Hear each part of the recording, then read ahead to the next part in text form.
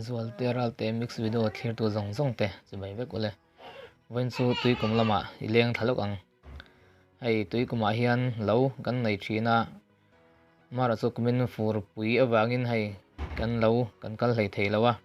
tui lianin kan lei siam te alo la kal hlei thei ani lawa ti chuan lei thar ti hian kan siam le ania hei kan huang hian hetlai zong zong hi tuin achim veka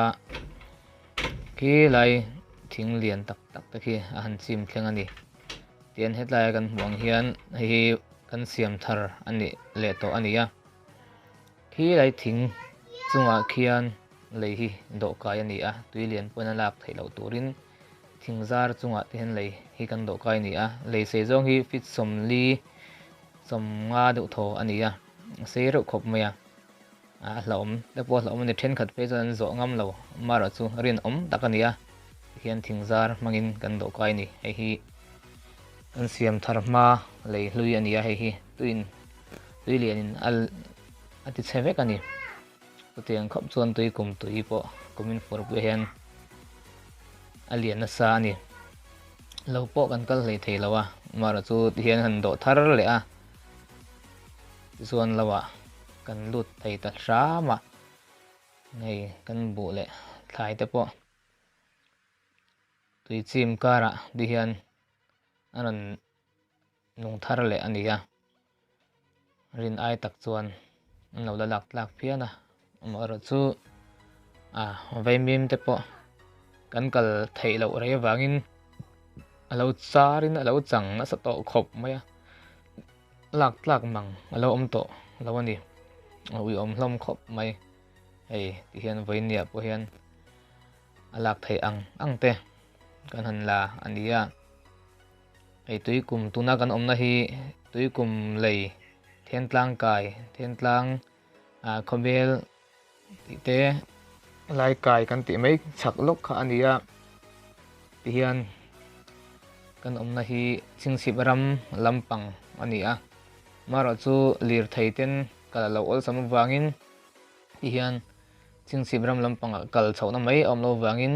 tui kum lei pui kan han kan phota lei puya kan tlan tlanga motorin khi tian rale lampanga kan han lon kaya ti chuan rale lama tangin kan le thlale a tui kum lei akai ol sam laya ti khan lei kan do a chingsip ram lampanga kan cross le ta ni chutiang chuan kan lo omna hi tlem da pon kal da chu boi thlak ve deuh hleka mara chu a hmun hi nuam em maya aram azawin azol da bo anuama thlai chi rang rang ta hen kan singa kumtina kan nei thin ani wangin kan kal lo thei si lawa tiang chuan fura lai hi chuan har satna hi kan tok sa thin khop maya tui lian wang hian kal thei lo chang in kal kong shim shima po har satna kan tok thina kong diak le na la wangin lir thei kal ngam lo chang te ka atam khop maya tiang chuan kong a ringot po har satna kan tok thina ni he lai hian ai dil te po zau tak mai kan nei a hmun hi nuam khop mai thlir tu te po nakina rem chang mu chuan mino tlo ve ula local ve nge ulang kan du ni thlai chi rang rang te kan chingin nimbu te nen lam ti hian bokbon engkim mai tlai hmuna hian kan ching ve ni dila hian sanga te po kan da chutiang chuan hetlai dil hi kan enkol ve ni a thlir tu zong zong te pon mino hlut puya